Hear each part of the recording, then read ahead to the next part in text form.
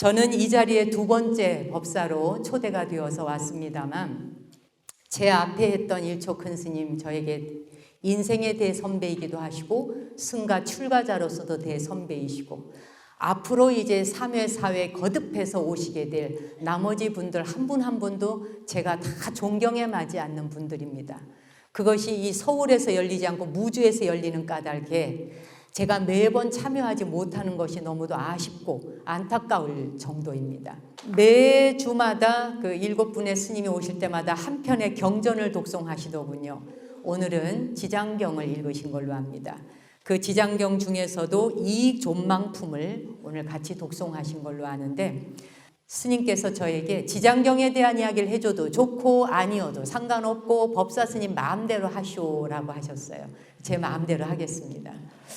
사실 지장경이라고 하는 경전은 대한민국 국민들 그중에서도 불자들에게 익숙할 수도 있지만 낯설 수도 있습니다.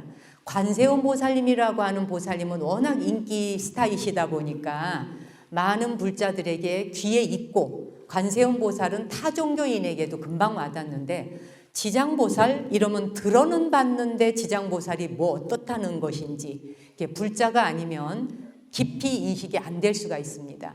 이미 여기 와 계시는 우리 스님들께서야 다 뭐 제가 여기서 설명드릴 필요가 없을 만큼 다 너무나 잘 아시고 불자님들 중에서도 공부하신 분들은 다 아시겠지만 그래도 오늘 마침 경을 읽으셨으니 짧게라도 한번 짚어보도록 하겠습니다. 사실 그 많은 경전들, 불교에는 84,000가지 경전이 있습니다. 이 모든 경전들은 다 궁극적으로 만중생을 깨달음으로 이끌고자 하는 내용입니다. 한 편 한 편이 전부 다 깨달음의 길로 이끌고자 하는 일이죠. 그것이 이제 각 시대에 따라 그 문화에 따라 필요에 의해서 여러 가지 부처님의 명호가 어느 시대에는 나무아미타불 또 어느 시대에는 관세음보살, 어느 시대에는 지장보살 또는 약사열의 부처님 뭐 이런 많은 부처님들이 그 시대의 사람들의 요청에 따라서 그 부처님의 명호가 사람들 가슴에 자기 가슴에 심장에 와서 박히는 겁니다. 근데 오늘 여러분이 읽으셨던 지장경의 지장보살님이라고 하는 분은 일단 이 시대를 살아가는 우리가 잠깐 한번 짚어보고 만나 배워야 될 굉장히 중요한 분이십니다.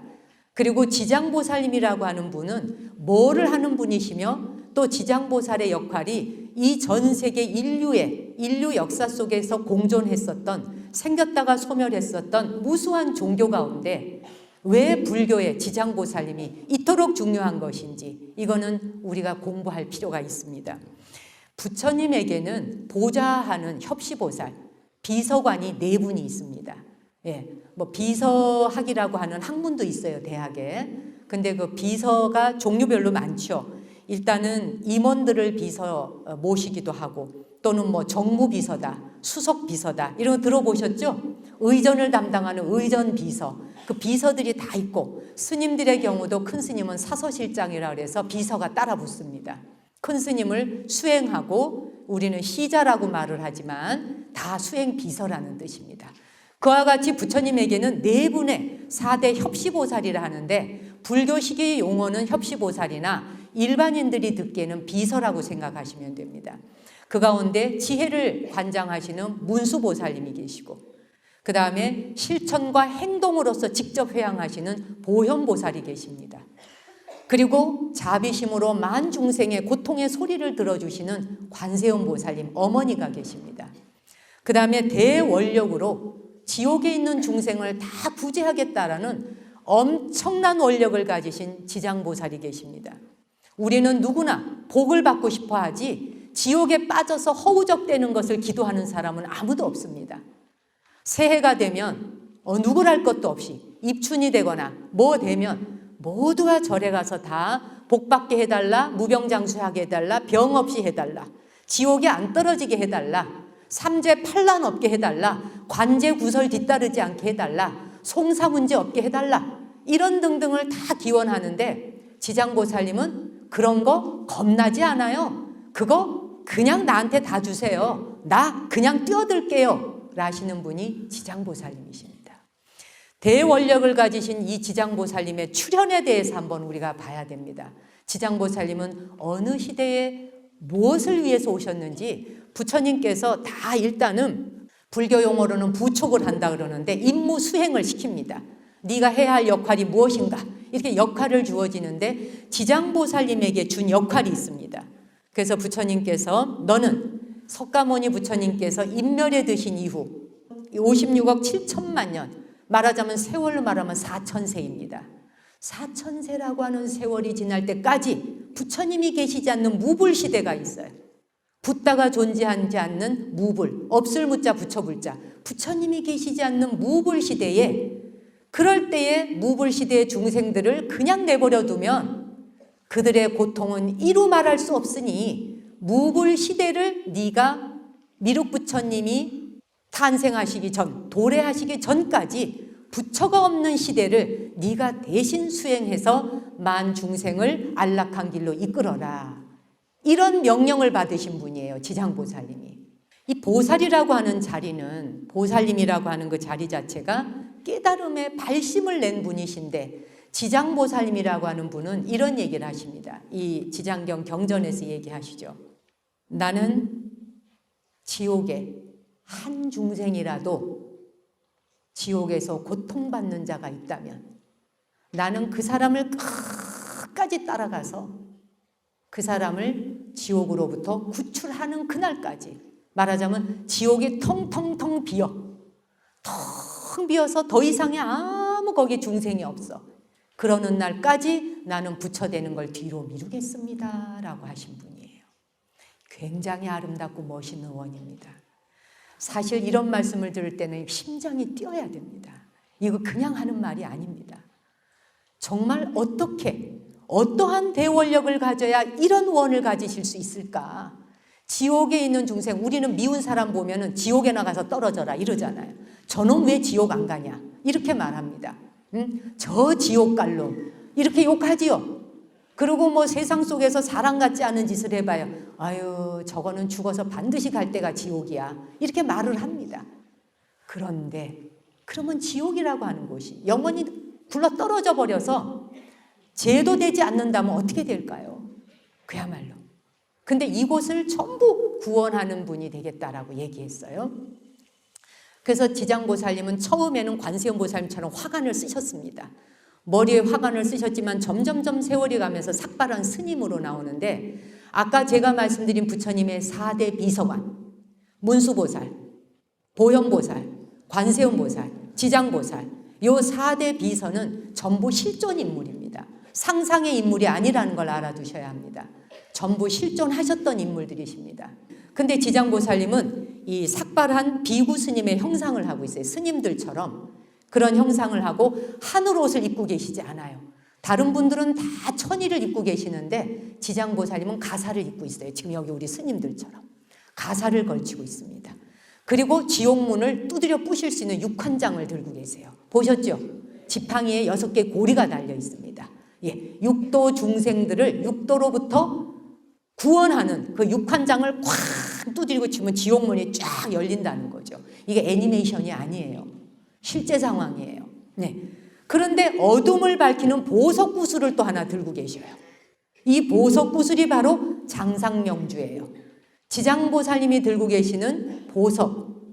이 불교의 지장보살은 지옥에서 고통받는 생명이 있는 한 자기 스스로 혼자 성불하는 것 자체 난 의미 없다. 나에게 그건 가치 없어. 나 혼자 잘 먹고 잘 사는 거, 나 혼자 깨닫는 거, 나는 그런 깨달음이라면 원치 않겠네. 이렇게 원을 세우신 분입니다. 이건 꼭 기억해 두셔야 합니다. 지장보살이 어떤 분이신지를. 그런 것을 전제하에 놓고 볼 때 지장보살님의 원력은 끝나지 않을 것 같습니다.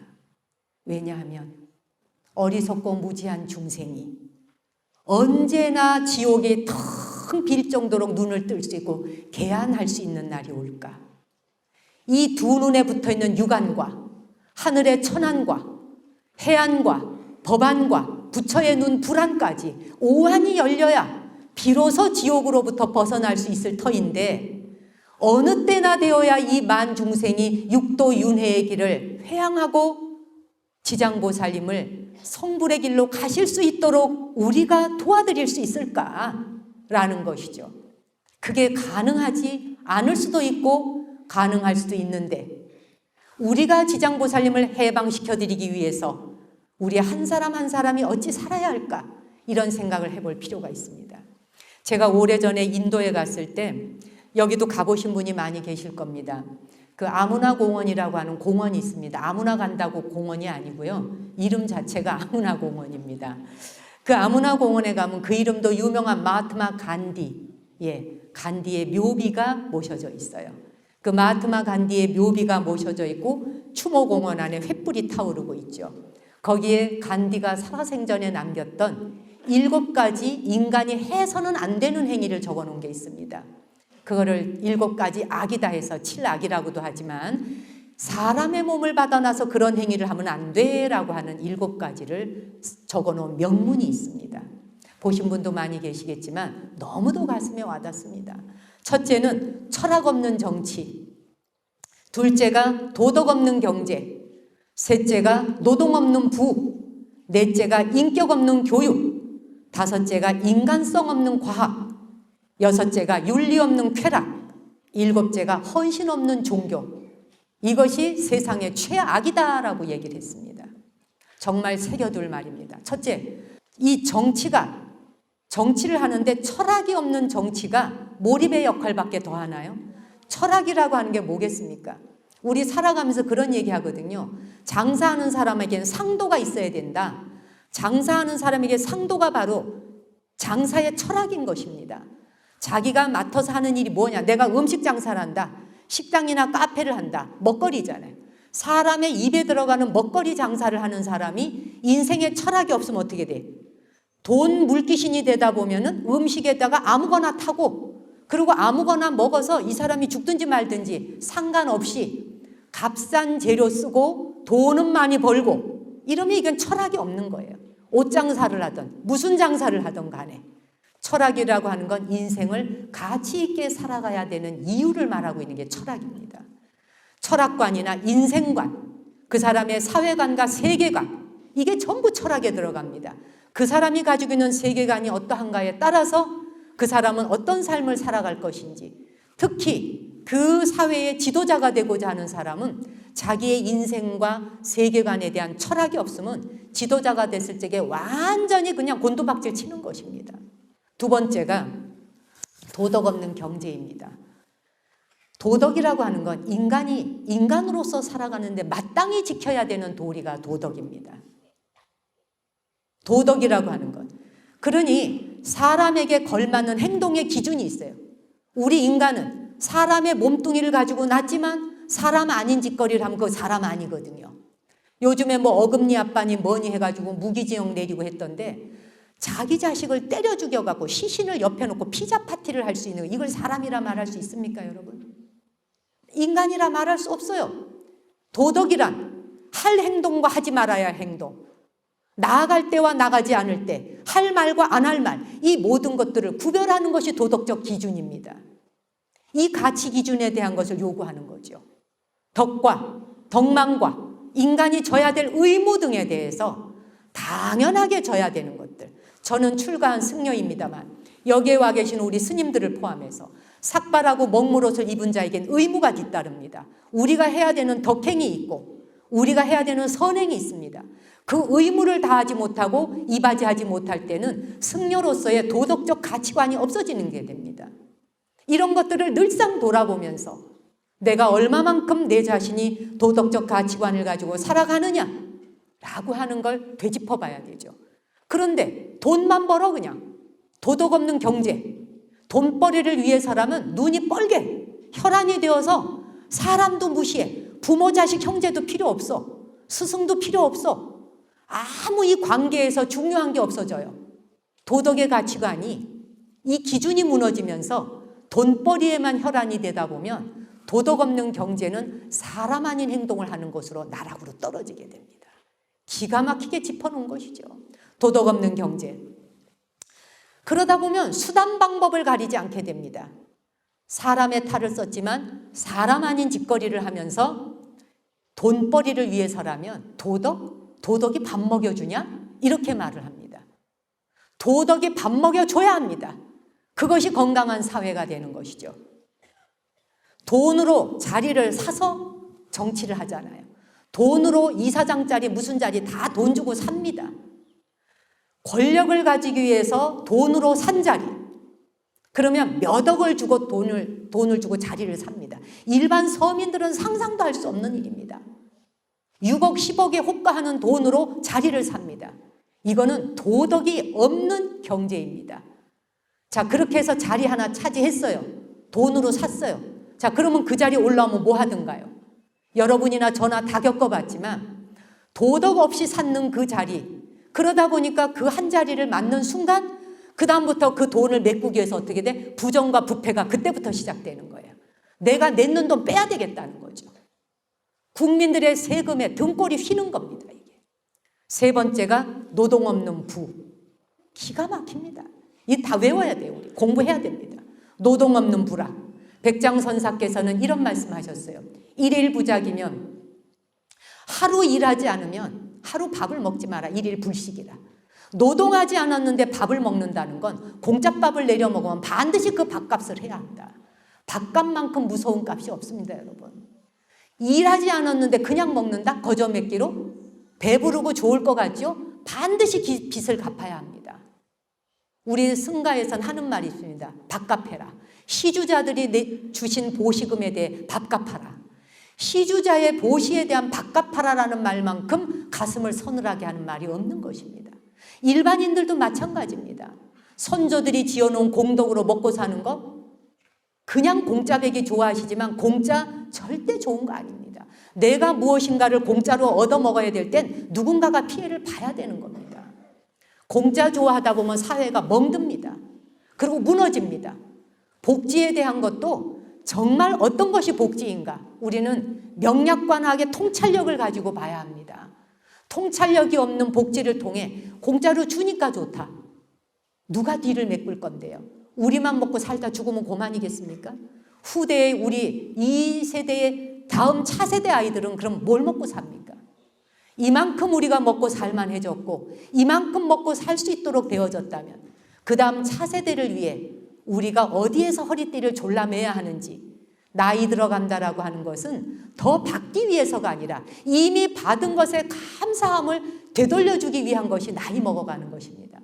늙음이라는 건 나이 먹는 게 늙음이 아닙니다. 회양, 보현보살처럼 돌려주기 위한 것입니다. 왜? 지금까지 내가 받은 것만으로도 너무 많아.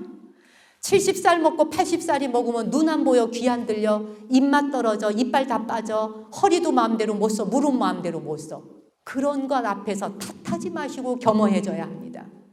내 육신이 이만큼 써먹도록 나를 수레바퀴 되어서 굴려온 이 육신에게 정말 매일 삼배를 올려야 합니다. 예수님과 부처님에게만 기도할 게 아니라 자신의 육신 앞에 예경하고 기도할 수 있어야 됩니다. 늙어가는 육신, 수레바퀴가 부서져 가는데 얼마나 고맙고 감사하면서 가련한 일입니까? 그런데 자꾸 탓하고 눈 안 보이네, 귀 안 들리네, 뭐 하나네, 이빨로 뭘 뜯어먹지 못하네. 덜 먹으면 되고 덜 보면 되고 안 들으면 되고 덜 걸으면 되는 거예요. 내 몸이 허락하는 정도 안에서만 허용하시면 되는 거고 그 이상의 욕심을 낼 일이 없다. 일하지 않고 먹겠다라고 하는 것 자체가 무의도식이 됩니다. 무의도식은 빚을 지는 것이다.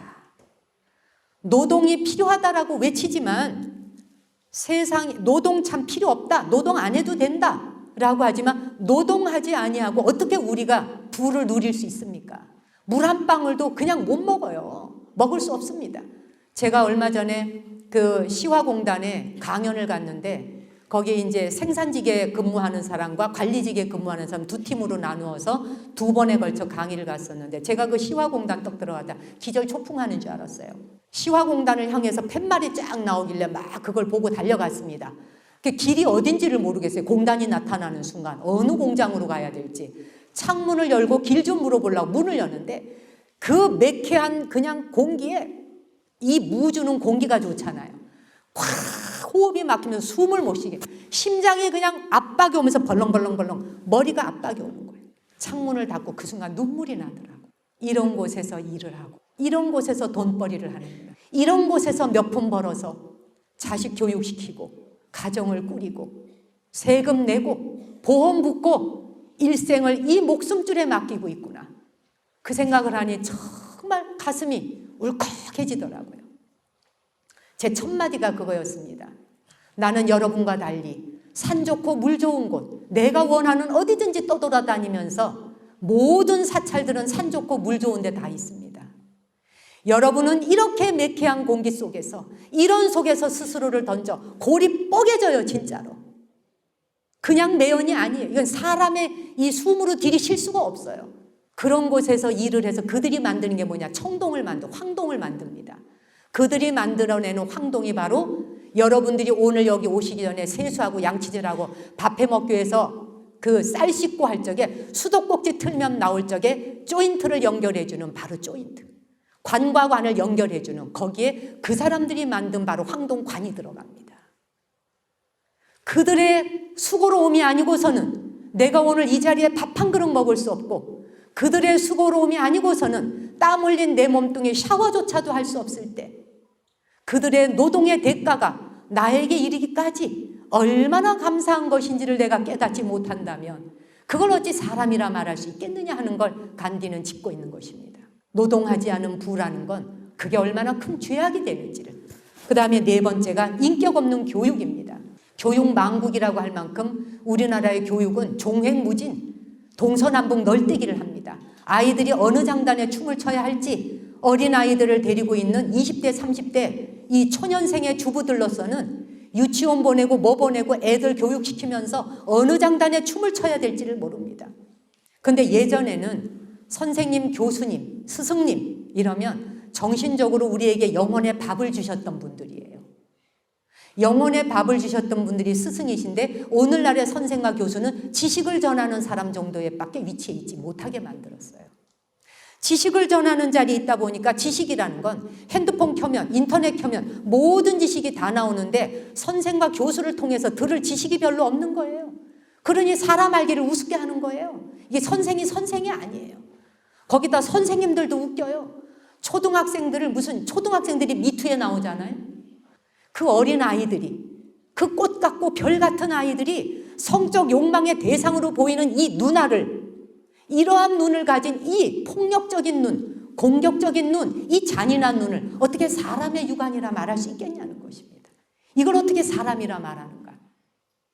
그러니 과연 이 세계가 끝날 날이 있을런지, 지장보살의 역할이 막을 내릴 날이 있을런지 우리는 그것을 되짚어 봐야 하는 것입니다.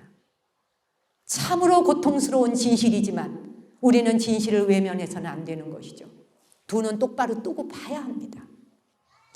격이 다 떨어졌습니다. 그런데 인격을 가르치지 않는 이러한 교육을 가지고 사람이 어떻게 사람 될 수 있겠습니까? 배움을 통해서 인간이 되어가는 것인데 세상의 모든 성자들은 마지막 관문을 통과할 때 오는 것이 바로 남선부주, 연부제, 지장경에도 나오죠. 연부제, 남선부주, 사바를 반드시 와서 마지막으로 이 장소를 거쳐서 깨달음을 완성합니다. 그게 붓다이건 예수이건 누구랄 것도 없이 우리가 태어나 있는 이 사바세계는 깨달음을 향하여 가는 마지막 정거장입니다. 이 마지막 정거장에서 제대로 된 여행을 마치지 못하면 우리는 또 돌고 돌아야 되는 것입니다. 그 어떤 역대의 붓다도 사바세계를 통과하지 않고 깨달음 완성한 자는 단 한 분도 안 계십니다. 그러니 우리가 얼마나 굉장한 에너지 장에 와 있습니까? 그래서 백천만급 난조우라 그러는 거예요. 사람 몸 받아나기가 백겁과 천겁에 만나기 어렵다. 정말 지당한 말씀입니다. 그 다음에 인간성 없는 과학입니다. 다섯 번째가. 다 외우고 있나요 지금? 잘 따라오세요. 이런 거 외우면 치매 안 걸려요. 치매 박사님이 하신 말씀이에요. 다 듣고 잊어버리지 말고 외워두고 마음에 새기고 거기에다가 내 마음을 맞춰가야 돼요. 항상 우리는 늙어가는 것이 중요한 게 아니라 내 마음과 의식 수준의 베이스 캠프를 높여야 합니다. 히말라야를 갈 적에 히말라야 정상을 올라가서 성공할 때 해발 8,800이 넘는 히말라야 정상에 도착하기까지 옛날에는 성공하는 사람이 별로 없었어요. 왜냐? 히말라야 정상에 도착하는 데에 베이스 캠프를 해발 2,000에 쳤거든. 해발 2000에 치니 그 나머지를 어떻게 올라가겠어요? 힘이 들어 못 가. 가다가 지쳐서 못 가요.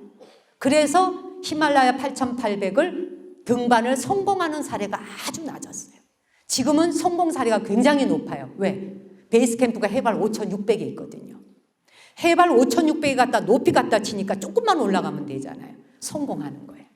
이 말은 사람으로 왔을 때 DNA 바꿔야 된다는 거예요. 부처님께서는 운명이란 없다 그랬어요. 숙명과 운명 없다. 네가 마음먹기 따라서 너의 운명과 인생은 언제든지 개척 가능하다. 네 DNA도 언제든지 변경 가능하다. 그래서 불교에서는 유전자 인정하지 않습니다. 유전인자로 뭐 간암이 왔네. 유전으로 부모님이 있기 때문에 내가 뭐 당뇨 걸렸네. 그렇지 않다는 거예요. 자기가 그런 식의 삶을 살다 보니 온 것이지 유전 탓하지 말라는 거예요. 불교에서는 유전 같은 이야기 하지 않습니다. 언제든지 DNA 바꿀 수 있어요. 베이스 캠프 높이면. 사람으로 와서 기왕이면 노력하고 정진해서 좀 더 나은 향상성을 가져가는 아름다운 길이 있는데 뭐 때문에 매일 술 마시고 담배 피고 노름이나 하고 거짓말하고 사기치고 횡령하고 도둑질이나 하고 이러다가 인생 살다 가겠냐는 거예요. 너무 아깝지 않냐는 거예요. 지금 간디는 그 말을 하고 있는 거예요. 인간성 없는 과학. 인간이 필요로 해서 인간의 필요의 발전을 위해서 과학이 발전해야 되는 것이지 인간을 위해서 인간 죽이는 살상 무기를 만들기 위해서 과학이 동원되어져서는 안 된다는 거예요. 인간성을 무시한 인간의 발전과 인간의 삶의 지위를 더 높게 하기 위해서 쓰여지지 않는 과학은 말짱 헛거라는 거예요. 지금 AI가 만들어지고 구글 집단, 실리콘밸리에서 구글 집단들이 80억 인구가 먹고도 살고도 남아 돌아갈 만큼의 돈을 들여서 로봇들을 만들어요. 앞으로 5년, 10년 안에, 20년 안에 우리가 하고 있는 모든 직업군을 로봇가 다 대신합니다. 인간보다 100배 똑똑한 로봇가 다 해줘요. 좋은 장점도 있지만 그걸 통해서 과연 인간에게 어떤 이익과 또 손실이 있을런지 따져봐야 돼요. 모든 과학은 인간의 삶의 존엄을 지켜주고 존귀함을 지켜주기 위해서 발전해야 되는 것이지 핵무기 만들어가지고 어디다 대고 두드리고 그냥 어디든지 박살낸다? 한 국토의 모든 생명 그까짓 거 파리 목숨이다. 파리 목숨을 지가 왜 잡아야 되는데요? 파리도 지 태어나서 이거 맨날 빌어대기 어려워요. 파리 맨날 빌어대잖아. 그렇죠? 파리 한 마리의 삶 자체가 인간보다 못하다라고 생각하는 것처럼 천박한 게 없다는 게 붓다의 말씀이에요. 이 세상에 그 어떠한 생명도 존귀하지 않은 것은 없다라는 게 천상천하 유아독존이에요. 하늘 위 하늘 아래 한 생명도 존귀하지 않은 자 없다. 얼마나 멋진 메시지예요.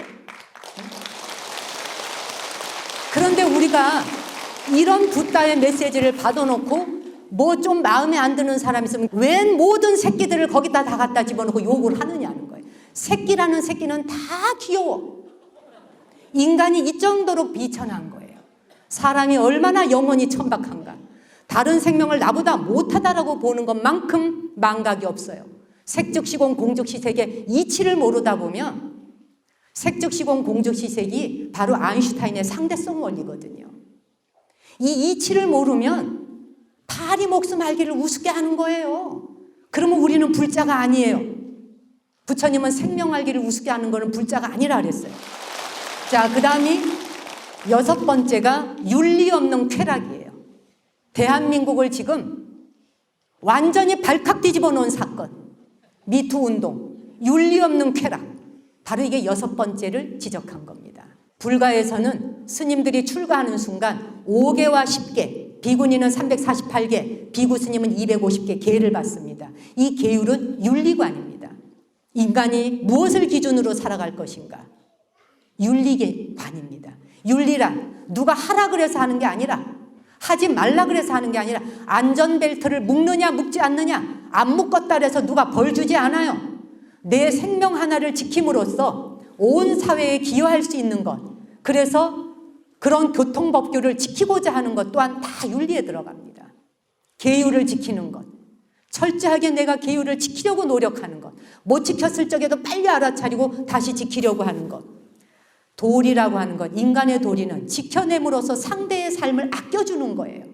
윤리관이란 무엇을 아껴주는가? 첫째는 산 생명을 죽이지 않는 것, 다른 생명을 아껴주는 거예요.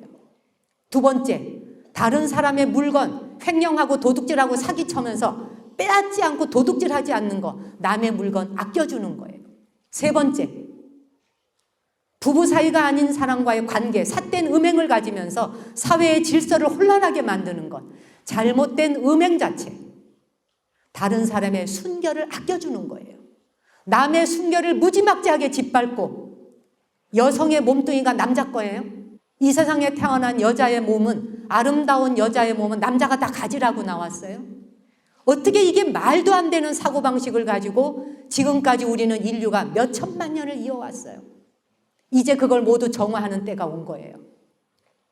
서양에서는 비폭력, 성폭력이 됐던 뭐가 됐던 폭력 쓰지 않는 비폭력, 욕심내지 않고 알맞게 가지는 무소유, 이것을 도덕적 신념으로 보지만 동양에서는 도덕으로 보지 않습니다. 불교에서는 그걸 도덕으로 보지 않아요. 무소유와 비폭력, 이 모든 것들은 내면의 청정으로 봅니다. 내 마음의 청정으로 인해서 다른 사람을 아껴주고 지켜줘야 되는 거예요. 이게 바로 윤리관이에요. 그런데 그 윤리가 무너진 쾌락, 남성들이 외도할 수 있고 바람도 필 수 있다. 그런다고 해서 죄업이 없어지진 않아요. 관행이었다. 1000년 전부터 남성들은 그래 왔다. 1000년 전 아니라 10,000년 전 아니라 137억만 년 전에 있었다 해도 잘못은 잘못이고, 잘못을 아는 순간 짚어서 바로 수정하고 가는 게 사람이에요. 이게 인간입니다. 수많은 여성들에게 그러한 고통과 아픔을 주었던 것에 대해서 자신이 어떻게 했건 안 했건, 폭력을 썼건 안 했건 관계없이 여성의 몸을 받았다 그래서 나는 예외이냐? 그렇지 않습니다. 우리는 수생급 동안 알 수 없는 생애를 거쳐오면서 나 또한 남자의 몸을 받아봤을 것이고, 나 또한 동물의 몸을 받아봤어요. 남을 수도 없이 헤쳐본 사람입니다. 남을 수도 없이 괴롭혀봤고, 남을 수도 없이 나는 살생해봤고, 남을 수도 없이 성적으로 내가 강탈을 해봤을 수 있습니다. 그래서 불교에서는 참회는 그 사람의 몫이 아니라 우리 모두의 공동업이라고 하는 것입니다. 한 사람의 잘못은 그 사람의 업장 소멸로 끝나지 않는다. 누군가의 업장을 보는 순간 우리 모두가 공동으로 참회해야지만이 그게 바로 지장의 마음이에요. 지장보살이 어디 뭐 가서 지옥에 가서 꺼내오는 게 아니라 이 자리에서 내가 찰나에 알아차리고 죄업을 바로 바꾸겠다 생각하는 그 자리가 바로 해탈의 자리예요. 이고등락의 자리예요. 그게 바로 지장이 내 안에 숨어 있는 거예요. 한 사람이 잘못된 쾌락으로 인해 윤리가 망각되어지면 어떻게 되나? 지 스스로 인생이 그냥 망가져요. 안타까운 일이 막 벌어지잖아. 그것으로 인해서 자살하고, 이게 뭔 난리냐는 거예요. 안 그래도 먹고 살기 힘들어 죽겠는 세상에 이런 것까지 보태서 이런 뉴스까지 들어야 되냐고 우리가. 여러분 어찌 생각하세요? 즐겁고 재미있으세요? 아니죠. 네. 아무튼 윤리 없는 쾌락은 스스로를 멸망시키고 파멸시키고, 가정을 파멸시키고, 조직을 파멸시키고, 국가를 파멸시키고, 인류 전체를 파멸시킨다. 마지막 7번째입니다. 헌신 없는 종교. 종교가 헌신이 없으면 말짱 꽝이고 종교 문 닫아야 된다는 이야기입니다.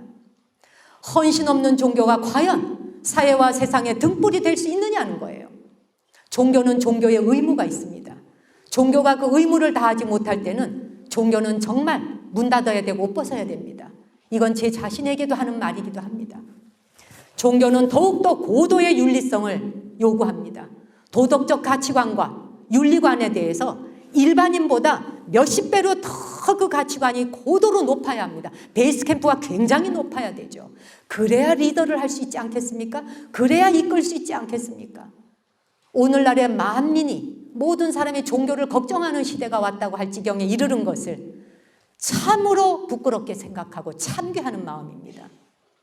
더 나은 삶의 세계로 이끌어야 되는 종교가 삶과 죽음의 세계를 바르게 이끌고 깨달음을 완성하도록 이끌어야 되는 종교가 욕망과 권력과 정치와 모든 것에 눈이 어두워서 도덕가치 기준도 없어, 철학도 없어, 노동도 없어. 인간성도 없어. 이 모든 것들이 없는 가운데서 종교는 존립할 가치가 없는 것입니다. 오늘날 죽음의 문제는 이제 종교의 문제가 아닙니다. 호모사피엔스 혹시 책을 보셨는지 모르겠지만 이스라엘 청년인 그 유발 하라리가 그런 얘기를 했죠. 죽음 해결한다. 죽음은 해결되지 않는 것이었기 때문에 종교의 영역이었습니다. 죽음 저편 너머는 가본 사람이 없기 때문에 종교가 담당했고 승려가 담당하고 사제단들이 담당하고 목회자가 담당했던 겁니다. 그런데 오늘날 과학이 발달하다 보니 죽음의 세계, 이거 죽음 넘는다는 거예요. 넘어간다. 죽음은 기술적인 문제입니다라는 용어가 나와요. 기가 막힌 말입니다. 이 말에 우리 화들짝 놀라야 돼요. 기술이란 말은 뭡니까? 해결한다는 뜻입니다. 불특정 모르는 일이 아니란 얘기예요. 예, 해결하겠다. 죽음 해결한다. 누가? 공학도가. 죽음의 문제는 이제는 종교가 해결하지 말고 과학자한테 넘기라는 겁니다. 그런 시대를 우리가 살고 있어요, 지금. 죽음의 문제를 해결한다예요. 신과 함께라는 영화 혹시 보셨나요? 네, 신과 함께라는 영화를 보면서 뭘 깨달으셨나요?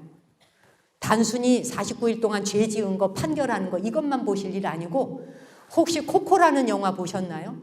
안 보셨다면 꼭 보시기 바라고 애니메이션이지만 장난 아닙니다. 아주 잘 만들어진 영화입니다. 코코 꼭 보세요. 그 다음에 또 하나의 영화를 온 길에 하나 소개하고 내려가겠습니다. 다키스트 아워라고 하는 영화가 상영 중입니다. 꼭 한번 보시기를. 대한민국 국민이라면 누구랄 것도 없이 남녀노소를 불문에 붙이고 윈스턴 처칠의 인생을 그린 것입니다. 2차 세계대전이 일어났을 때 유럽 전역이 다 나치에게 다 포섭될 때 나치의 깃발을 꼽아야 되는 히틀러의 소나기에 들어가야 되는 순간에 윈스턴 처칠이 바로 총리로 뽑히면서 영국의 여야가 모두 한꺼번에 다 만장일치해서 총리로 뽑히게 되죠. 그때에 그 고독한 결정과 외롭고 쓸쓸한 결정을 내려야 되는 결정과 선택과 그 선택해야 되는 순간에 대한 걸 영화로 만들었는데 참 기가 막히게 잘 만들었고 하도 보는 사람이 없어서 하루에 한 번밖에 상영을 안 한대. 곧 막 내린대요. 부디 서울에서 하면 서울까지 가셔서 보시기를 바랍니다. 정말 볼만한 영화이고 그런 걸 통해서 우리는 우리 스스로의 베이스 캠프를 높여야 합니다. 그렇게 해서 2차 세계대전을 성공으로 이끌었던 사람이 윈스턴 처칠입니다. 그 사람이 그 위기의 순간에 2차 세계대전을 종식시키고 불식시킬 수 있는 그 찰나에 그가 했던 선택, 그가 내렸던 결정, 그때의 고독, 붓다가 깨달음을 완성할 때의 고독, 그 고독은 이루 말할 수 없는 것입니다, 여러분. 우리 모두 한 사람 한 사람 생애가 주어졌고 삶이 주어졌지만 죽음 앞에 겸허해져야 되고 우리는 스스로 내가 죽음을 어떻게 선택할 것인지 우리 자신이 깊이 통찰해야 합니다. 스티브 잡스라는 사람이 죽기 전에 5대 어록을 남겼습니다. 그 5대 어록 가운데 마지막 말이 당신의 24시간 중에 죽음이 꼭 계획에 들어가 있게 하십시오. 당신의 삶에 죽음이 계획에 들어가 있다면 정말 당신은 아무것도 잃을 게 없고 두려울 게 없습니다. 무유공포, 원리 전도몽상입니다. 죽음이 계획에 들어가 있는 사람에게 뭐를 잃을 게 있고 뭔 두려울 게 있겠습니까? 죽지 않으리라 생각하니까 나쁜 짓 못된 짓을 계속하는 겁니다. 24시간 중에 죽음이 계획에 들어가 있는 사람 관상부터 달라집니다. 마음 씀씀이가 달라집니다. 어떻게 우리가 이타의 마음과 타인을 고통으로 몰아넣는 일을 하고도 두 발 뻗고 잠을 잘 수 있겠습니까? 다른 사람이 깨달음을 완성하지 못하고 다른 사람이 성공적 삶을 살아내지 못하는데 어떻게 내가 두 발 뻗고 나 혼자 행복할 수 있겠습니까? 오늘부터 이 자리에 계시는 여러분 모두와 저까지 더불어 우리의 하루 24시간 중에 항상 죽음이 계획에 들어가 있도록 죽음이 계획에 들어가 있으면 뭐가 달라지냐? 삶이 달라집니다. 정말 삶은 매일매일이 기적이 되고 선물이 됩니다. 지장보살을 구출하는 방법입니다. 제 강의 마치겠습니다.